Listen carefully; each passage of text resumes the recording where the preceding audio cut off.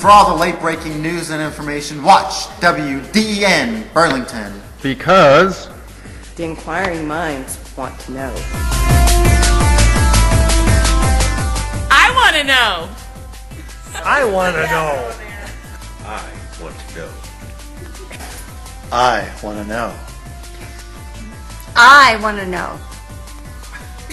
We want to know. I really want to know. I want to know. And I want to know too. I want to know. I want to know too. I want to know. I just have to know. We want to know. We want to know. I want to know. I want to know. I want to know. Yes, I want to know. We want to know. I want to know. Shut the front door. Am I the only one that knows what's going on around here? Hello, welcome to the first episode of the WDEN News Burlington. I'm Tracy. And I'm Brandon. It's Monday, July 15th, 2013, the first full day of DENSI 2013. It's DENSI. Bless you. Well, we already have a service project, check-in, a cookout, and 2 meetings under our belt, and we're off to a great start here in Burlington, Vermont. That's right, Tracy. And now here's a group of stars from last year in Montana with the DEN Pledge. Take it away, guys. And now please join us for the DEN Pledge. Okay. I pledge allegiance to the DEN of Discovery Education and to the finger for which it twirls, one network, under lance, with technology integration for all. What's up with the sunrise around here anyway? I know, right? What is it, like 4 in the morning or something? Like you wake up, no matter what time it is, the sun's out. Well, here's our weather girl, Jessie Anderson. Maybe we can ask her. Good morning, Burlington! I know you're already sweating. I am too a little bit. You'll need a little extra deodorant today. It's going to be 91 and 1,000% humidity. We're going to a farm. It's going to skate. So bring your spray, bring your deodorant. The sun came up at 4:30 this morning. It's going to be a beautiful day. You'll see it all day long. See you at the farm.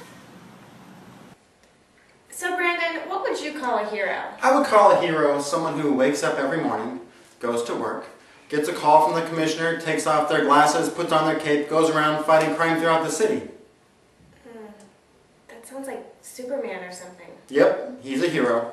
Well, fear not, because we also have some DEN heroes among us. So, hey, my name is Daisha, and I want to tell you a story about my volunteer services with the North Carolina Baptist Men and my story about the Moore, Oklahoma tornadoes. So, take a look. On May 24th, I finished my last day of school. I had been watching the tornado damage in Moore, Oklahoma for the entire week and was just trying to see where I would be able to fit in. On May 25th, I was called up by the North Carolina Baptist Men to go down and help with administration and logistics in Oklahoma City. My husband and I had been traveling for about 7 years working with disaster relief, and up until this time I had worked mostly with hurricanes, with Hurricane Katrina and Rita and Charlie. So this was my first big tornado damage. May 27th, this was the footage that I took outside the door of the car as we were driving through Moore, Oklahoma. The devastation was tremendous. It was powerful. The people were extremely heartbroken to have lost their homes. Most of my job while I was in Oklahoma was to work with logistics, which meant for 14 hours a day I sat at a table and watched hundreds of people come in and tell me their stories. They told me about people that they had lost, about their homes being demolished. I would take all their information down as an intake and then give it to a worker from somewhere in the United States that was there to volunteer. Most of our work during this tornado was for demo. We would take bobcats and demo their houses and sorting debris. One of the most heartbreaking things was taking people back to their homes and having them look for things that were of value. Since these were not our homes, we were looking for things like KitchenAid mixers and CD players. That's not what they wanted. They wanted photographs. We helped an 85-year-old widow find her wedding ring. We were also able to find a quilt that was made by a great-great-grandmother. It just showed us that things are important to us, but when we don't have them, we really don't need them. During the week, I kept the Twitter on my phone going full blast, the National Weather Service, making sure that I knew when a tornado was going to hit next, to make sure that all the men that were working I could take care of. Every time I got a warning, I would look across the table at one of the men that worked at the church, and I said, "Is it time?" And he said, "Daisha, when I run, you run." As you can notice, one of the pictures you're going to see next are the clouds that happened right before the May 31st tornado that we were actually in. If you look up, I see evil up there. As soon as I saw the clouds, I saw something evil. We went back inside. We went into a safe place in the church, and for 4 hours we were ravaged by a tornado. This was actually the F5 tornado that killed 3 of Reed Timmer's friends from storm chasers. It was the largest tornado ever on record, 2.74 miles wide. This was an amazing experience for me. I stayed for 15 days. After 15 days, I had to go home and decompress. I will be very honest with you. I still talk to my pastor every night. I talk to my father, who's a minister, every night. This is very hard to get over. There's a lot of things we can do as a DEN community to help this group of people that lost their homes. The school teachers that have lost everything there, the children that died in this tornado. It just makes me very thankful that we have family and that we have friends, and that we need to always make sure that we're helping those around us, because we don't know what tomorrow brings. Thanks for listening to my story. Do you remember where you were when you had your DEN epiphany? Well, the inquiring minds want to know. And here are some folks from the DEN to share their stories with you. Tim, when did you have your DEN epiphany? That would have been way back a long time ago after the DEN first started at ISTE. I got invited up to Silver Spring, Maryland for their very first event up there, about 50 people. We worked on some video projects together. I met some fantastic people for the first time. And I just remember thinking, I'm finally around a group of people who speak my language, who are looking to do what I want to do in the classroom. I didn't have that anywhere in my district. I didn't have it anywhere in my school. And so, yeah, I was hooked the very first time I went. I had my DEN epiphany last year at the DEN Summer Institute in Montana when I sat down in the evening, I think it was the first evening, and Dave Chichesky was there, and he, I just realized that there's other people out there like me that loved kids, loved technology, loved trying to inspire others, and that there was a feeling of support, and just, it was awesome. I had my DEN epiphany in 2009 while attending a science workshop down at Maryland at Discovery Educator headquarters. And that's where we formed the Connecticut Leadership Council.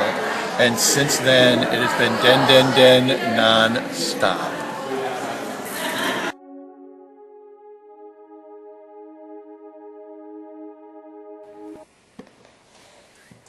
Do you watch the Learning Channel? Because the Cake Boss, they have a store right on 42nd Street in New York City, and it is just DEN-licious. You need to come inside with us and check it out. Now that is one big Twinkie. And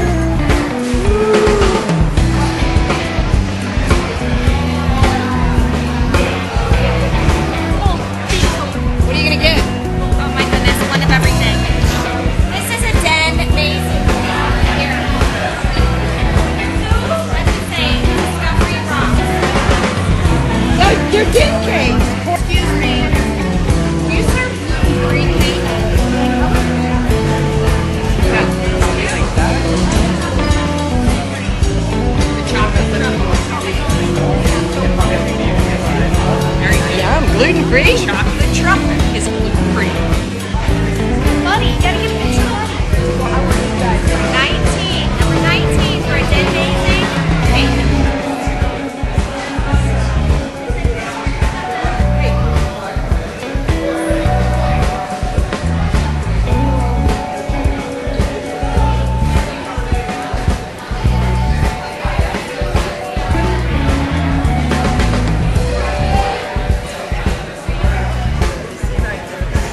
Do you know what you're gonna get? Possibly a peanut butter cupcake. That's pretty good. Oh, but look, that one has little umbrellas. And it's blue like the ocean. That's more fun.